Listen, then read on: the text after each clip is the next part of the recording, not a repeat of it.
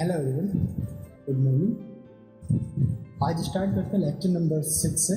तो lecture number 6 से हमें पढ़ना है आइसोलोबल स्पीसीज। आइसोलोबल स्पीसीज की थ्योरी सबसे पहले हॉफमैन ने दी थी 1975 के अंदर।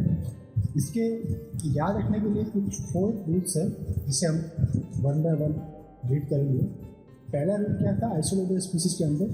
Frontier molecular orbital must be same, यानी कि जो भी दो फ्रैगमेंट है आपके लाइक Ml4 है या Ml6 है, उनके फ्रंटाइल मॉलिक्यूलर ऑर्बिटल सेम होने चाहिए। अब मॉलिक्यूलर ऑर्बिटल अगर आप ड्रॉ करके देखेंगे, याद करेंगे, तो वो काफ़ी एक डिफिकल्ट रहता है। जिसका शॉर्ट ट्रिक क्या है याद रखने का कि आप फ्रैगमेंट ले लीजिए, लाइक Ml4 है, सेकेंड फ्रैगमेंट Ml6 है, तो दोनों के लिगेंड के बीच में डिफरेंस कितना होना चाहिए? 2। तो 6 - 4, 2 का अगर डिफरेंस आता है तो वो आपका आइसोलोबल स्पीसीज कहला सकता है, अगर वो केक बॉन्डिंग में सेम इलेक्ट्रॉन डोनेट करता है, सेम इलेक्ट्रॉन पेयर डोनेट करता है। ठीक है, like Ml3 isolobal with Ml5, तो 5 - 3 2 आ रहा है। Ml आइसोलोबल विथ Ml3, 3 - 1 2 आएगा। Ml2 आइसोलोबल विथ Ml4, तो ये क्या कहलाएगा आपका 4 - 2 आएगा। इस टाइप से हम इसे फ्रंटाइल मॉलिक्यूलर ऑर्बिटल के थ्रू भी याद रख सकते हैं। ये जो सिंबल है कौन सा देख लेते हैं, this one, double side arrow, and ये आपका कौन सा सिंबल है? आइसोलोबल का सिंबल है, आइसोलोबल का सिंबल। सेकंड पॉइंट क्या है इसके अंदर? सेकंड पॉइंट है आपका कि cake bonding electron must be same होने चाहिए। इस कंडीशन में ये आइसोलोबल कहलाएगा जब केक बॉन्डिंग इलेक्ट्रॉन और fragment cake bonding electron contribution क्या रहेगा? सेम। लाइक CH CO4 है, RuCO3 है, एंड BH, तीनों के तीन आपके फ्रैगमेंट्स हैं। तो अब इनके cake bonding electrons find out कर लेते हैं। किसके थ्रू फाइंड आउट करना पड़ेगा? पॉलीस्कैटर इलेक्ट्रॉन पेयर थ्योरी के थ्रू। तो M + L - 12, तो M कितना था? क्रोमियम के लिए 6 + 4 = 8, तो 6 + 8 कितने हो गए? 14 - 12 2 इलेक्ट्रॉन। ये 2 इलेक्ट्रॉन यहाँ पे कंट्रीब्यूट कर रहे हैं। यूथेरियम फ्रैगमेंट कितना करेगा? तो यूथेरियम B8, तो 8 3 2 6, तो 8 + 6 14 - 12 2 इलेक्ट्रॉन। एंड ये था आपका BH स्पीसीज। तो BH जनरली BH ऐसे ड्रॉ करके देख लीजिए, बोरॉन और हाइड्रोजन कंबाइंड है, सिंगल बॉन्ड से। तो रिमेनिंग के 2 इलेक्ट्रॉन जो बोरॉन के पास है वो डोनेट करेगा केक बॉन्डिंग के लिए। तो यानी कि तीनों ही स्पीसीज 2 इलेक्ट्रॉन कंट्रीब्यूट कर रहे हैं केक बॉन्डिंग में। तो ये तीनों आपस में क्या कहलाएंगे? आइसोलोबल कहलाएंगे। ओके, इस टाइप से आप इसे याद रख सकते हैं। थर्ड पॉइंट है इसके अंदर symmetry orbital must be same. Symmetry of orbital must be same, like this one BH है या फिर 3 ऑर्बिटल्स है, इसकी सिमेट्री इस सिमेट्री यूथेरियम के 3 ऑर्बिटल की सिमेट्री से सेम होने चाहिए, तभी हम उसे कह सकते हैं आइसोलोबल स्पीसीज या फ्रैगमेंट है। फोर्थ पॉइंट है इसके अंदर कि chemical properties must be same. दोनों ही फ्रैगमेंट की, लाइक IR4CO12 आपके पास कोई क्लस्टर है, इसका एक फ्रैगमेंट बना लेते हैं। फ्रैगमेंट कैसा बनेगा? IRCO3, और टोटल 4 फ्रैगमेंट रहेंगे। ठीक, 4 मेटल है, 4 फ्रैगमेंट। एंड IR3CO9, और ये है आपके पास CH, तो इसके कितने फ्रैगमेंट बनेंगे? 3 फ्रैगमेंट बनेंगे IRCO3, एंड एक रहेगा आपके पास CH। तो ये फ्रैगमेंट IRCO3 CH के आइसोलोबल है, इसलिए हमने यहाँ पे IRCO3 को CH से रिप्लेस किया है। ठीक है, तो अगर आइसोलेबल है तो इसकी दोनों की केमिकल प्रॉपर्टीज भी सेम होगी, इलेक्ट्रॉन कंट्रीब्यूशन भी सेम होगा। क्लस्टर के अंदर चेक करते हैं, देखिए। तो फ्रैगमेंट के लिए आपको पता करना तो PSEP थ्योरी लगाएंगे। पहले से इलेक्ट्रॉन देख लेते हैं। इरिडियम 9 इलेक्ट्रॉन कंट्रीब्यूट करेगा, 3 कार्बन 3 + 6, तो 9 + 6 15 इलेक्ट्रॉन। आइसोलेबल होता है किसके? 5 इलेक्ट्रॉन। ओके, 15 आइसोलेबल विथ 5 है, तो इस साइड भी 5 आना चाहिए। तो कार्बन कितना होता है? 4 वैलेंस इलेक्ट्रॉन + 1, हाइड्रोजन भी कार्बन कितने हो गए? 5, तो 15 आइसोलेबल विथ 5। इट मीन्स जितने इलेक्ट्रॉन कंट्रीब्यूशन CH करेगा उतने के उतने इलेक्ट्रॉन कंट्रीब्यूशन IRCO3 भी करेगा। देख रहे थे तो 9 + 6 - 12 3 इलेक्ट्रॉन कंट्रीब्यूट करेगा केक बॉन्डिंग में, और ये भी 3 इलेक्ट्रॉन कंट्रीब्यूट करेगा। क्यों? क्योंकि कार्बन की नेगेटिव वैलेंसी कितनी होती है? 4 में से एक वैलेंसी हाइड्रोजन के साथ बाइंड है, रिमेनिंग के 3 इलेक्ट्रॉन एक बॉन्डिंग में डोनेट किए जाएंगे। ओके, तो ये रहेगा आपके पास 3 इलेक्ट्रॉन, यहाँ पे भी 3 इलेक्ट्रॉन, तो दोनों के दोनों आपके क्या कहलाएंगे, आइसोलोबल स्पीसीज कहलाएंगे। अब है आपके पास ऑर्गेनिक मॉलिक्यूल एंड फ्रेगमेंट आइसोलोबिलिटी का एक कंसेप्ट है, चार्ट है, इंपॉर्टेंट है, इसे आपको सही से देखना है। कई बार 2 मार्क क्वेश्चन में इनमें से पूछ लिए जाते हैं क्वेश्चन, तो देखते हैं। पहला आइटम है आपके पास कार्बन, 4 इलेक्ट्रॉन डोनेट करेगा ये क्लस्टर फॉर्म के समय, अगर नॉर्मली कार्बन अटैच्ड है। ये आइसोलोबल किससे करेगा, कौन से फ्रेगमेंट से, रुथेनियम CO3 से। Ruthenium CO3 total valence electron होगा 14। ओके, और 14 है तो आइसोलोबल करेगा कार्बन से, या फिर हम इसे भी ये भी बोल सकते हैं CH जो स्पीसीज है, अगर उसके ऊपर प्लस चार्ज है इस कंडीशन में भी ये 4 इलेक्ट्रॉन डोनेट करेगा तो आइसोलोबल करेगा RuCO3, यानी कि CH के ऊपर plus charge equal to CH। इसी तरह CH स्पीसीज है, इसमें टोटल वैलेंस इलेक्ट्रॉन कितने होंगे, 5 इलेक्ट्रॉन, एंड ये आइसोलोबल करेगा फ्रेगमेंट है COCO3 या फिर रोडियम CO3 या इरिडियम CO3, सभी के साथ ये आइसोलोबल कर सकता है। सभी के अंदर टोटल वैलेंस इलेक्ट्रॉन कितने आएंगे, 15 इलेक्ट्रॉन आपको देखने को मिलेंगे, और ये रहेगा आपके पास CH2 plus charge. Okay, CH2 plus charge भी आइसोलोबल करेगा 15 के। अब देख लेते हैं इसमें टोटल वैलेंस इलेक्ट्रॉन कितना आता है, तो कार्बन के कारण 4 प्लस हाइड्रोजन के कारण 2 और प्लस चार्ज के कारण -1 करना पड़ेगा, तो टोटल वैलेंस इलेक्ट्रॉन कितना आएंगे, 4 + 2 6 - 1 5 आ रहे हैं, इसलिए ये आइसोलेबल कर रहा है 15 के। ओके, इसी तरह CH2 स्पीसीज को देख लेते हैं। CH2 स्पीसीज में टोटल वैलेंस इलेक्ट्रॉन 6 है, 4 + 2 6।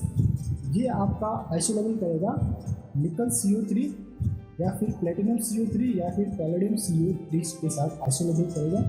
इन तीनों ही फ्रेगमेंट के लिए टोटल वैलेंस इलेक्ट्रॉन काउंट कितना आएगा, 16 इलेक्ट्रॉन आएगा, और 16 इलेक्ट्रॉन और किससे आइसोलेबल कर सकते हैं, CH3 प्लस चार्ज थे। अब CH3 में टोटल इलेक्ट्रॉन कितने रहेंगे, 4 + 3 7, अब प्लस चार्ज के कारण 1 माइनस कर दीजिए तो 6 आ जाएगा, तो 6 आइसोलेबल विथ 6, तो ये भी था 6 आइसोलेबल विथ 6। ओके, फिर देख लेते हैं इसके अंदर 17 इलेक्ट्रॉन आइसोलेबल विथ 7 इलेक्ट्रॉन। ओके, तो ये आपका पास स्पीसीज था CH3, टोटल वैलेंस इलेक्ट्रॉन कितने रहेंगे इसमें अंदर, 4 + 3 7 इलेक्ट्रॉन आइसोलेबल किसके साथ करेगा, ये रुथेनियम μ5C5H5 CO2 या फिर Fe μ5Ce CO2 या फिर OSN5CpCO2। ओके, ये हो गया आपके पास 17 इलेक्ट्रॉन CH4+। फिर है आपके पास CH4 में टोटल वैलेंस इलेक्ट्रॉन 8 इलेक्ट्रॉन।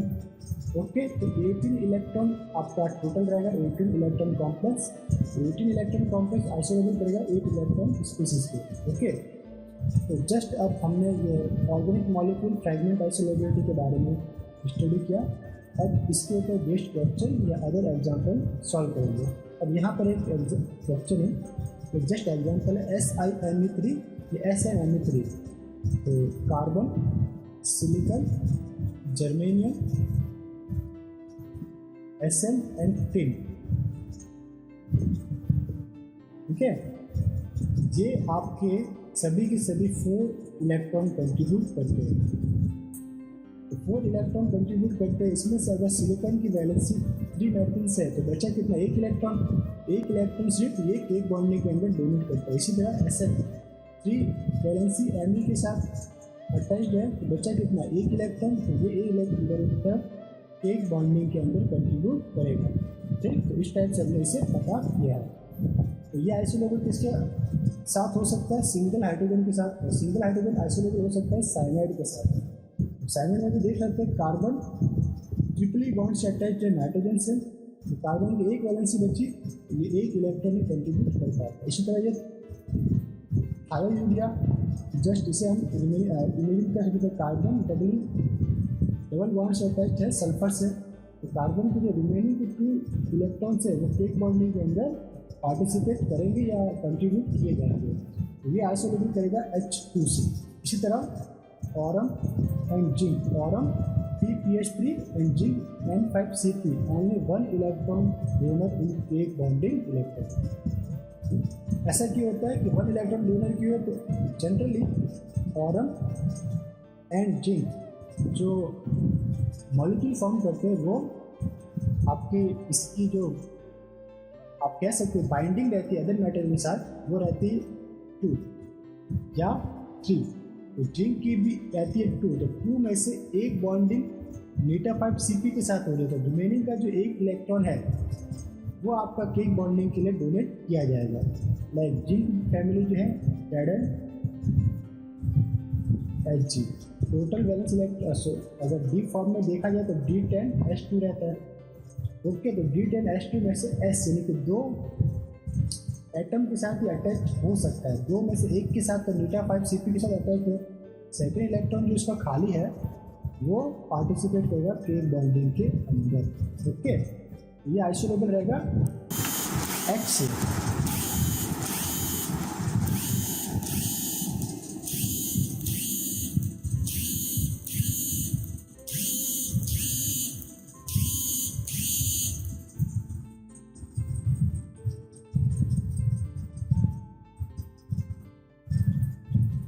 अब नीचे आ जाते हैं ऑस्मियम 3CO12।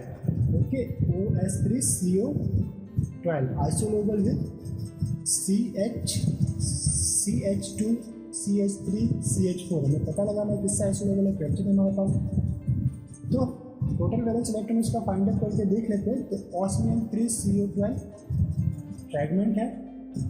ओके, तो टोटल वैलेंस इलेक्ट्रॉन फ्रैगमेंट कितने बनेंगे इसको 3, 12 के अंदर नंबर ऑफ मेटल से डिवाइड कर लो तो 4, यानी कि पर मेटल कितने कार्बन रहेंगे 4।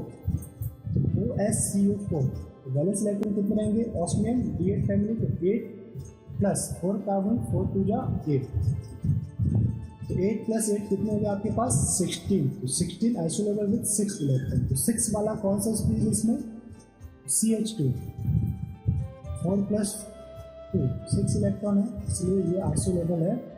OS3CO12 आइसोलेबल with 8। आंसर कौन सा CH2 के द्वारा, सॉरी ये है इसका आंसर, CH2 के द्वारा ये आइसोलेबल है। ठीक, नेक्स्ट क्वेश्चन है आपके पास। एग्जाम्पल दे रहेगा कि ऑस्मियम 3CO12 CH2 हमने इसको रिप्लेस कर दिया। ओके, तो ऑस्मियम 3CO12 कितने फ्रैगमेंट बनेंगे 3 फ्रैगमेंट बनेंगे इसके 3OSCO4। अब OSCO4 को मैं किससे रिप्लेस कर सकता हूँ CH2 से। तो कितने फ्रैगमेंट है 3, तो मुझे यहाँ पे लिखना पड़ेगा 3। ओके, ए की जो वैल्यू है वो कितना आएगी CH2 3। इसी तरह ऑस्मियम OH2CO8 CH2 मैं इसे भी लिख सकता हूँ। एक बार मैंने क्या किया, सिर्फ एक फ्रैगमेंट को CH2 से रिप्लेस किया है, बाकी के 2 फ्रैगमेंट एज दिस रखे थे OH2CO8। अगर मैंने सेकेंड CH2 और ऐड कर दिया तो 2 फ्रैगमेंट हमने रिप्लेस किए, तो एक फ्रैगमेंट OHCO4 ही रहता है। तीनों के तीनों फ्रैगमेंट को CH2 से रिप्लेस कर दिया तो मेरे पास क्या बन जाएगा CH2 का 3। CH2 ब्रैकेट के बाहर कितने रहेंगे, ये 3 वैल्यू 3 टाइम्स, या फिर हम बोल सकते हैं C3H6। तो इस टाइप से हमारे पास ये आइसोलेबिलिटी हम शो कर पाते हैं। तो इसका जो ये जनरल स्ट्रक्चर है OS3CO4 आइसोलेबल करेगा इधर CH2 CH2 CH2। Okay, check करते फिर हमारे पास एक क्वेश्चन दे रखा है कि क्वेश्चन है ऑस्मियम 4CO16 आइसोलेबल विद किसके साथ आइसोलेबल है, ऑप्शंस भी हमारे पास दे रखे हैं। तो पहले हमें क्या फाइंड करना पड़ेगा इसका फ्रैगमेंट। तो फ्रैगमेंट फाइंड करने का तरीका मैंने बता ही दिया, number total carbon divided by total metal. तो 4 4 जा 16, यानी कि 4 फ्रैगमेंट रहेंगे, टोटल जितने भी मेटल है उतने मेटल कितना ऑस्मियम CO4, ये आपके पास बन गया और फ्रैगमेंट 4OSCO4। एक फ्रैगमेंट के टोटल वैलेंस इलेक्ट्रॉन कितने, पहले तो हमने ओवरऑल टोटल वैलेंस इलेक्ट्रॉन यहाँ पे हमने चेक किया है कि ओवरऑल टोटल वैलेंस इलेक्ट्रॉन कितना रहेगा। तो ऑस्मियम 4 यानी कि D8 इंटू 4, 8 इंटू 4 48, 36, 8 टू जा 16 एंड 8 4 जा 32, तो ये आपके पास 32 आया। 16 टू जा 32, 32 प्लस 32 64। तो मेटल मेटल बॉन्ड कितना रहेगा इसके लिए? Metal metal bond equals to 18 into N minus total valence electron. Total valence electron 64 है, 18 इंटू मेटल को 4 से मल्टीप्लाई करेंगे तो 62 आएगा, 72 आएगा। तो 72 माइनस 64 आपके पास 8 आएगा, 8/2 यानी मेटल मेटल बॉन्डिंग कितनी होने वाली है आपके पास 4। ये जनरल इसका स्ट्रक्चर रहेगा, यानी कि स्क्वायर शेप में ये एग्जिस्ट करेगा। अब हमारे पास क्या फ्रैगमेंट पता करना है। फ्रैगमेंट कैसे रहेंगे? OSCO4, जो कि मैंने अभी ऊपर आपको बताया था। बैलेंस इलेक्ट्रॉन ऑस्मियम का 8 प्लस कार्बोनिल 4 है, तो 4 इंटू 2, 4 पूजा 8, 8 प्लस 8 16, तो 16 आइसोलोबल विथ 6, तो 6 जो आइसोलोबल है वो आपका रहेगा CH2।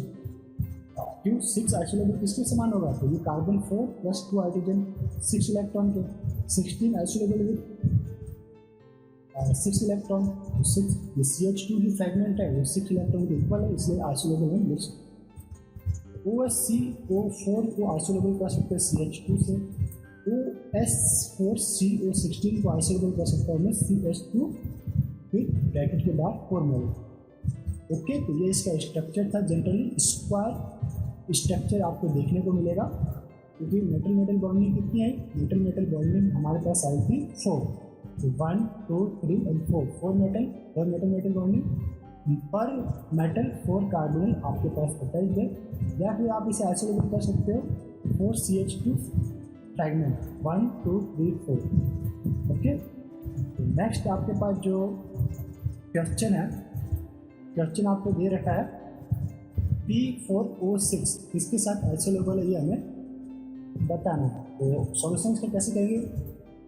ऑक्सीजन की वैलेंस इलेक्ट्रॉन कितने रहते हैं? मैक्सिमम वैलेंस इलेक्ट्रॉन 6 रहता है, तो ये किसके आइसोलेबल करेगा? CH2 फ्रैगमेंट से। इसके वैलेंस इलेक्ट्रॉन कितने रहेंगे? 4 + 2 6। ओके, ये हमने यहाँ पे बताया भी है कि ऑक्सीजन आइसोलेबल विथ CH2। तो P4O6 तो हम लिख सकते हैं P4CH26, ठीक है। तो P4O6 आइसोलेबल विथ क्या होगा? P4CH26 इसके जगह इसको, और P4CH26 का जो स्ट्रक्चर आएगा आपके पास P4O6 का, वो एडमिंटन लाइक स्ट्रक्चर आपको देखने को मिलेगा। जिस अगर एडमिंटन लाइक स्ट्रक्चर आपको ड्रॉ करना है तो साइक्लोहेक्सेन आपको ड्रॉ कीजिए। इसको पहला साइक्लोहेक्सेन आपने ड्रॉ कर लिया, फिर 1 2 ये यहाँ कोनर पर रहेगा, 3, ठीक। और ये इस आपका साइक्लोहेक्सेन के द्वारा हमने एडमिंटन लाइक स्ट्रक्चर ड्रॉ किया। अब इसमें 4 फर्स्ट है, तो 1 कलर चेंज कर लेते हैं, P अदर जो आपके पास देखने को मिलेंगे वो क्या होंगे? Oxygen oxygen oxygen oxygen oxygen oxygen oxygen. ये आपके पास यही स्ट्रक्चर यहाँ पे हमने ड्रॉ किया है, एडमिंटन लाइक स्ट्रक्चर है। अब अदर एग्जाम्पल है आपके पास, अदर क्वेश्चन है पूछा हमारे पास कि क्वेश्चन इरिडियम 4CO12 किसके साथ आइसोलेबल है? NCO4CO12 किसके साथ आइसोलेबल है? दोनों के दोनों सेम ही है, बस मेटल चेंज है। एक में इरिडियम है, एक में कोबाल्ट है। तो फ्रैगमेंट पता कर लीजिए, टोटल कार्बोनिल में टोटल मेटल से डिवाइड कर लीजिए, तो आपके पास आएगा मेटल CO4 फ्रैगमेंट आएगा। तो ये रहा आपके पास IR4CO12 आइसोलेबल विथ 4IRCO3। ओके, 4 3 जा 12 होता है ना, तो यहाँ पे 3 लिखना पड़ेगा आपको। तो MCO3 दिस वन IR4CO12 के फ्रैगमेंट बनेंगे 4IRCO3। वैलेंस इलेक्ट्रॉन कितना रहेंगे इसमें? इरिडियम 9 इलेक्ट्रॉन कंट्रीब्यूट करेगा, प्लस 3 कार्बोनिल 3 2 जा 6, तो 9 + 6 15 इलेक्ट्रॉन। तो P4 को हम क्या लिख सकते हैं, 15 इलेक्ट्रॉन किसके आइसोलेबल रहेगा, 5 इलेक्ट्रॉन के, 5 इलेक्ट्रॉन किसमें रहते हैं, वैलेंस इलेक्ट्रॉन P के, इट मीन्स P4 यानी कि 4P, ऐसे भी हम इसे लिख सकते हैं। तो 15 electron isolobal with 5 electron, IrCO3 fragment isolobal with phosphorus, IR4CO12 यानी कि फ्रैगमेंट को हमने किससे मल्टीप्लाई किया, 4 से। इसी तरह P को किससे मल्टीप्लाई करूँगा, 4 से, तो ये P4, तो ये आइसोलेबल रहेगा CO4CO12 का। तो आंसर क्या निकलेगा, P4। और अगर इसका स्ट्रक्चर पूछा जाए आपसे तो स्ट्रक्चर कैसा आप ड्रॉ करोगे, 3D टाइप का स्ट्रक्चर आपको ड्रॉ करना पड़ेगा। ये टेट्राहेड्रल स्ट्रक्चर आपका ड्रॉ होगा, जिसके वर्टाइसिस के ऊपर 1, 2, 3 और 4 फास्फोरस या एक फ्रैगमेंट, पूरा का पूरा फ्रैगमेंट आपको प्लेस करना पड़ेगा।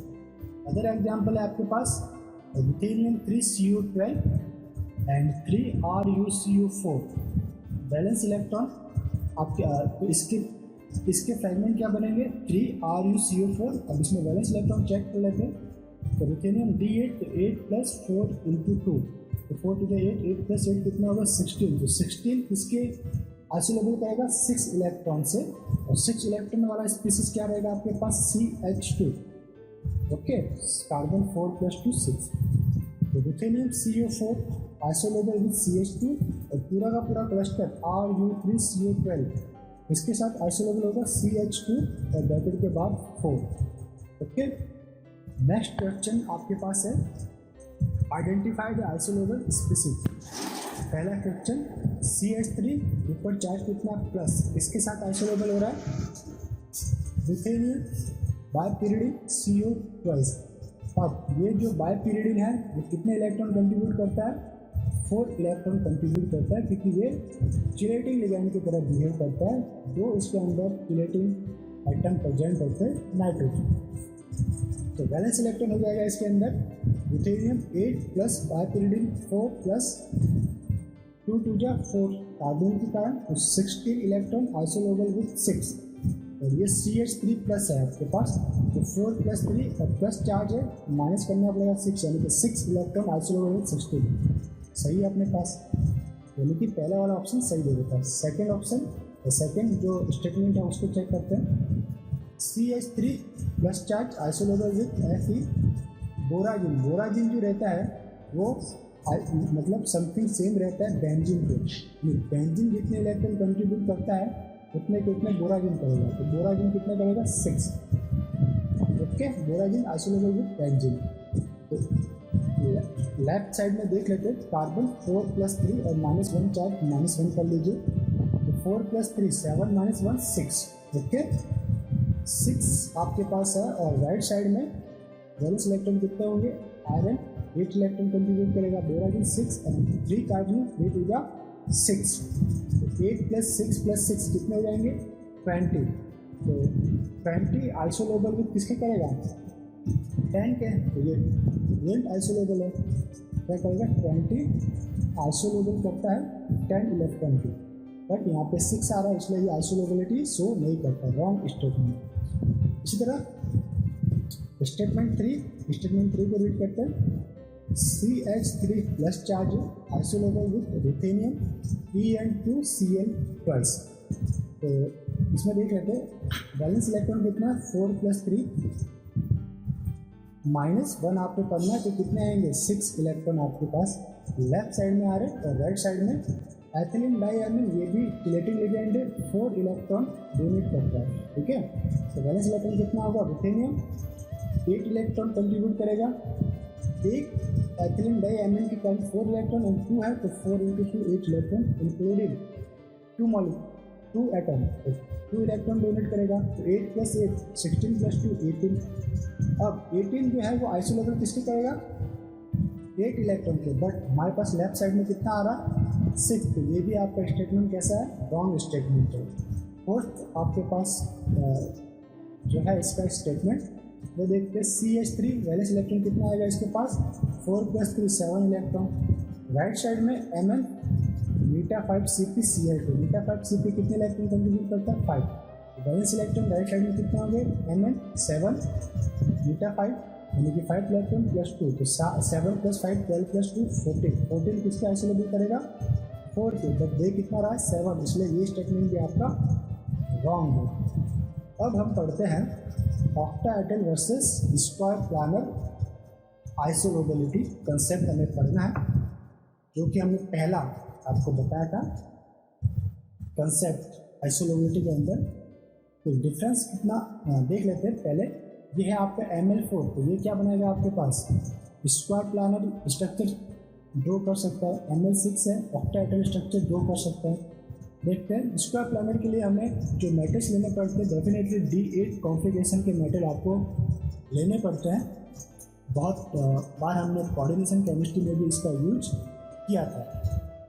तो देखिए D8 कॉन्फ़िगरेशन, अब प्लेटिनम है आपके पास Cl4 2 - चार्ज, फॉर्मूला क्या है आपके पास Dx+2, ये था आपके पास प्लेटिनम Cl3 -1। अब कैसे -1 क्या है वो भी हम देखेंगे इसमें। देखिए Ml6 CrCO6, ये क्या है आपके पास D6 कॉन्फ़िगरेशन है क्रोमियम का, ये हो गया आपके पास Dx। प्लेटिनम जनरली कितने इलेक्ट्रॉन कंट्रीब्यूट करता है 10, ओके, तो ये रहेगा आपके पास D10। बट अब माइनस चार्ज होने के कारण कितना चार्ज है 2 - चार्ज है ना ओवरऑल, 2 - चार्ज होने के कारण ये कॉम्प्लेक्स में आपके पास कितने इलेक्ट्रॉन कॉन्फ़िगरेशन आएगा ये भी चेक करना पड़ेगा हमें। तो ये रहेगा आपके पास D8 कॉन्फ़िगरेशन आपको यहाँ पे देखने को मिलेगा। क्यों D10 - 2 D8, तो ये रह गया आपके पास D8। और जो पहले Cl4 थे वो Cl बाहर निकाल के एक Cl की जगह मैंने -1 चार्ज यहाँ पे शो किया, तो ये रह गया अभी D8 एंड Cl3 -1 चार्ज। तो 1 फ्रंटाइल मॉलिक्यूलर ऑर्बिटल यहाँ पे एग्जिस्ट कर रहा है, और 1 फ्रंटाइल मॉलिक्यूलर ऑर्बिटल सेकंड साइड भी आपको एग्जिस्ट करने को देखने को मिल रहा है, this one, okay, and this one. तो ये था आपके पास क्रोमियम CO6 D6 Dx, ये था आपके पास D6। मुझे इसको किस फॉर्म में लिखना है Ml4 फॉर्म में लिखना था, तो मेटल L कितना था 4, इस वन। ये था आपके पास Ml6 फॉर्म में था, तो मेटल M, यानी कि दोनों के बीच में डिफरेंस कितना आना चाहिए 2 का आपके पास डिफरेंस आना चाहिए, ठीक है। तो ये आपके पास एक अलग एग्जांपल है, ये आपके पास एक अलग एग्जांपल है, ये अलग है, ये अलग है। अभी तक हम दोनों को सेम मान रहे, इसलिए थोड़ा सा गलती हो गया था, ठीक है। सभी को ड्रॉ करके वापस से देखिए गलती कहाँ पे हुई, हमने एग्जाम्पल को कंसिडर नहीं किया। ये पर्टिकुलर स्पीसीज इसके द्वारा आइसोलेबल कर रही है, इसको आप लाए, ये पर्टिकुलर स्पीसीज इसके थ्रू आइसोलेबल कर रही है, मीन्स ये अलग है, ये और ये आपस में आइसोलेबल है। हमने यहाँ पे इसे मेंशन नहीं किया, इसलिए हमसे थोड़ा सा कंफ्यूजन देखने को मिला। तो चलिए अब 1 फ्रंटायर मॉलिक्यूलर ऑर्बिटल आपको मिल जाएगा, दिस वन 1 2 3, ये चौथा यहाँ पे रिमेनिंग है। इसी तरह 1 2 3 4 5 ये आपका रिमेनिंग। अब हमें देखना है PtCl2 आइसोलेबल किसी करेगा, अगर 2 है तो +2 कर दो, तो 4 होना चाहिए, तो क्रोमियम CO4 के ये है आपके पास D8। प्लैटिनम कौन सी फैमिली का आता है D10 रहता है, बट ओवरऑल अभी यहाँ पे कितना आयनिक फॉर्म के अंदर ये D8 कंट्रीब्यूट करेगा, और ये न्यूट्रल फॉर्म के अंदर D6, क्योंकि इसके ऊपर कोई चार्ज नहीं है, इससे भी चार्ज 0 है, बट ये कितना है D8। तो फ्रंटाइल मॉलिक्यूलर ऑर्बिटल कितने यहाँ पे 2, यहाँ पे भी कितना है 2। तो ट्रिक तो square planar Dx+2 use frontier molecular orbital same, octahedral Dx use for frontier molecular orbital same, ठीक है। ये आपकी थी ट्रिक। तो डी एक्स यूज करते हैं यहाँ पे, और यहाँ पे यूज करते हैं डी एक्स प्लस टू, यानी कि 10 था तो 10 प्लस टू, तो यहाँ पे जो भी फ्रंट टाइम मॉलिक्यूलर ऑर्बिटल है 2 के बराबर ही यहाँ पे आपको कंसिडर करना है। अब एग्जाम्पल लेके देखते हैं तो सही से हम इसे समझ पाएंगे। Like this CO6 carbonyl 15N -1, फिर A to B 2 carbonyl elimination हो रहा था। What is changes between A to B?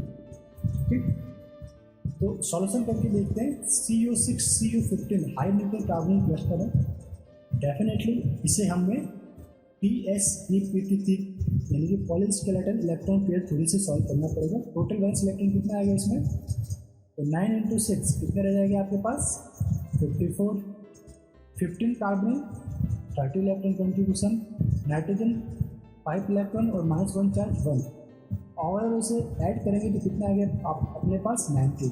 और जब भी 90 का फिगर आता है तो उसकी ज्योमेट्री कैसी रहती है, ट्राइगोनल प्रिज्मेटिक। ओके,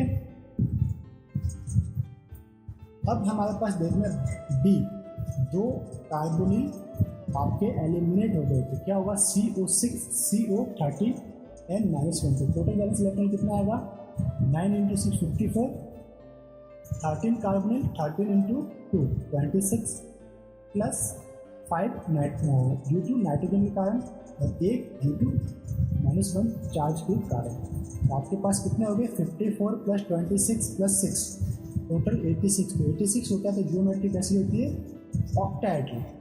तो जो चेंजेस है वो क्या रहेगा कि जो हमारा स्ट्रक्चर है वो चेंज हो रहा है ट्राइगोनल प्रिज्मेटिक टू ऑक्टाहेड्रल। तो सी ऑप्शन इसके अंदर सही है, काफ़ी अच्छा क्वेश्चन है, सी ऑप्शन इसके अंदर आपको यूज करना। नेक्स्ट क्वेश्चन आपके पास, identify geometry of the following cluster like वोडियम 6 CO16। तो टोटल वैलेंस इलेक्ट्रॉन कितना रहेगा आपके पास इस क्लस्टर में, जो हमने टेबल बनाई थी प्रीवियस लेक्चर में, जिसके अकॉर्डिंग हम टोटल वैलेंस इलेक्ट्रॉन क्लस्टर का फाइंड करते थे।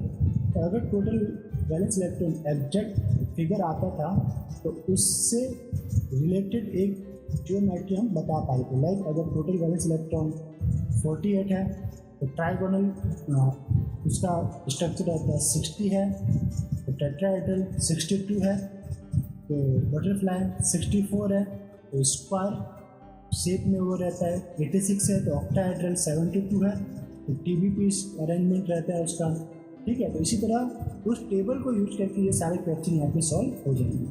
तो पहला था जो भी आपको क्लस्टर दे रखा है लाइक RH6 CO16, तो टोटल वैलेंस इलेक्ट्रॉन कितना रहेगा 9 × 6 प्लस 2 × 16, तो आपके पास आएगा 9 × 6 54 प्लस 32, हमारे पास आ गया 86। 86 जब टोटल वैलेंस इलेक्ट्रॉन होते हैं तो उसकी जो जियोमेट्री होती है वो क्या रहती है ऑक्टाहेड्रल। ओके, इस तरह बी क्वेश्चन देखते हैं। Osmium 5 CO16, total valence electron 8 + 5 40, 16 × 2 = 32, तो कितना हो गया 72। तो 72 का फिगर है, तो ये ट्राइगोनल बाइपिरामिडल इसकी क्लस्टर टाइप रहेगी ज्योमेट्री। फिर आपके पास सी ऑप्शन, ऑस्मियम 4 CO16, तो 8 × 4 प्लस 16 × 2 16 × 2, तो 32 + 32 64, और 64 होती है तो वो रहता है आपका स्क्वायर प्लान। इसी तरह D option, osmium 7 CO17, total valence electron 8 + 7 plus 2 × 7, तो कितने हो जाएंगे 57 + 34 मीन्स 90। और जब भी 90 रहता है फिगर तो हमारे पास जो जियोमेट्री निकलती है वो रहती है ट्राइगोनल प्रिज्मेटिक। ओके, तो वो टेबल के थ्रू हम ये सारे आंसर दे पाएंगे। अब है आपके पास अदर क्लस्टर है ruthenium 6 CO18 2-, total valence electron कैसे निकालेंगे, ruthenium B8 8 × 6 48 and 18 × 2 36 and 2- charge तो +2, कितने हैं आपके पास टोटल वैलेंस इलेक्ट्रॉन 86 है। 86 होने पर ऑक्टाहेड्रल जियोमेट्री रहती है। नेक्स्ट है आपके पास H4, तो ये 4 इलेक्ट्रॉन, रुथेनियम 4 यानी 8 × 4 8 × 4 32 प्लस 12 कार्बोनिल यानी 12 × 2 24, तो 24 प्लस 32 प्लस 4 कितने होगा 60। और जब 60 होते हैं तो वो कैसा रहता है आपके पास TD अरेंजमेंट आपको देखने को मिलता है। इसी तरह नेक्स्ट एग्जांपल है आपके पास CO3, CO9, ये CO कोबाल्ट है एंड ये CO9 आपके पास कार्बोनिल है μ3CMe3। ये ब्रिजिंग मोड के ऊपर एग्जिस्ट कर रहा है। ब्रिजिंग में भी ये कितने इलेक्ट्रॉन कंट्रीब्यूट करेगा? 3 इलेक्ट्रॉन कंट्रीब्यूट करेगा। क्यों? क्योंकि कार्बन की एक वैलेंसी Me से फुलफिल है, रिमेनिंग के 3 इलेक्ट्रॉन आपके क्लस्टर को डोनेट किए जाएंगे। तो total valence electron 9 × 3 27 plus 9 × 2 18 plus μ3 के कारण μ3CMe के कारण 3 इलेक्ट्रॉन। तो 27 प्लस 3 30 प्लस 18 48। और जब भी 48 होता है उसको आपका स्ट्रक्चर कहलाता है ट्राइगोनल प्लैनेट। उसी तरह नेक्स्ट क्लस्टर है आपके पास, ये देख लेते हैं H2 ऑस्मियम 3 CO9C। ये जो C है वो इनकैप्सुलेटेड एटम है, H2 ब्रिजिंग एटम है एंड ऑस्मियम 3 मेटल है। तो टोटल वैलेंस इलेक्ट्रॉन कैसे रहेगा? 2 ड्यू टू हाइड्रोजन, 3 × 8, तो ये 8 × 3 plus 9 × 2 9 × 2 plus 4 due to carbon. तो 2 प्लस 8 3 जा 24 प्लस 9 2 जा 18 प्लस 4 कितने हुए टोटल वैलेंस इलेक्ट्रॉन? 48। तो क्या रहा इसका स्ट्रक्चर या geometry? Trigonal planet. Next H, अब ये जो सिंगल H है और सिंगल बोरोन है, इनकैप्सुलेशन शो करेंगे। तो H यूथेनियम 6 carbonyl 17B।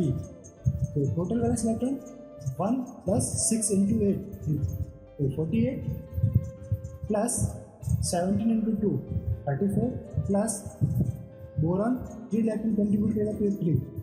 48 plus 1 49 plus 3 52 plus 34 कितने जाएंगे? 86 रखते तो कितने रहेंगे आपके पास? जो आपका स्ट्रक्चर रहेगा जियोमेट्री ऑक्टाहेड्रल टाइप की रहेगी।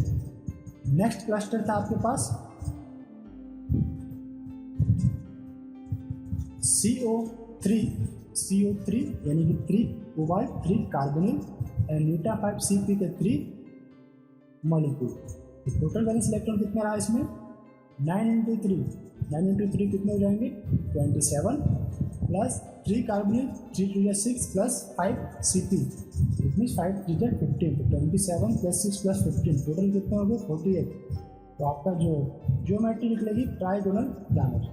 उसी तरह नेक्स्ट है आपके पास CO3 CO9 anion N5 CP। और ये जो CO3 है वो क्या है आपके पास? कोबाल्ट।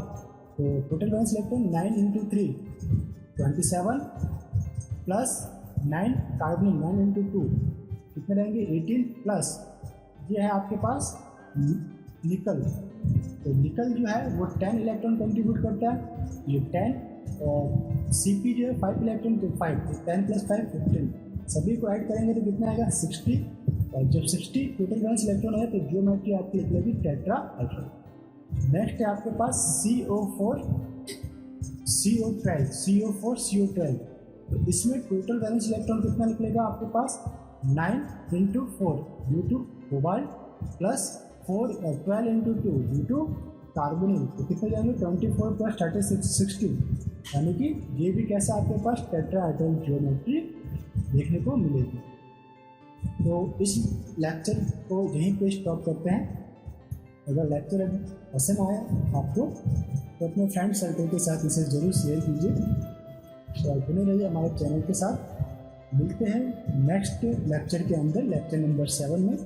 तब तक के लिए हैव ए नाइस डे और अच्छे से आप प्रिपेयर कीजिए इस वीडियो के थ्रू। अगर आपको कोई डाउट है तो आप उसे वापस से हमें कमेंट बॉक्स में पूछ सकते हैं।